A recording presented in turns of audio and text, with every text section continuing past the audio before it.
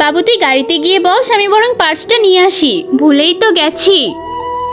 Uncle তোমরা বরং আমাদের গাড়িতে এসো, বসে পড়ো। আরে বাবু তোমাকে তো চিনলাম না। আরে ও তো আমার বন্ধু হয়, আমার স্কুলেই পড়াশোনা করে। হ্যাঁ আমরা একসাথেই পড়াশোনা করি, চলে এসো আঙ্কেল।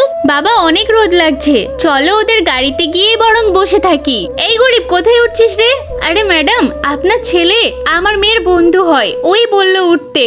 হ্যাঁ মা ওকে উঠতে দাও, ও আমারই বন্ধু হয়। এই তুই চুপ কর তো। আরে ভাই আপনি জানতো এখান থেকে গরিব মানুষ এসেছে আমার গাড়িতে বসতে, কত শখ ওদের। কি হলো ম্যাডাম, কোনো সমস্যা?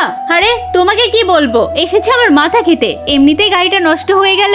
ম্যাডাম আমি একজন মেকানিক, আমি দেখতে পারবো গাড়িটা।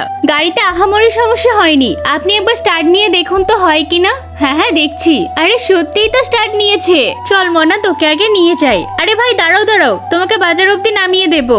না না ম্যাডাম এসবের কোনো দরকার নেই, আমরা হেঁটে হেঁটেই যেতে পারবো। আরে ওরা হয়তো আমাদের উপর রেগে গেছে।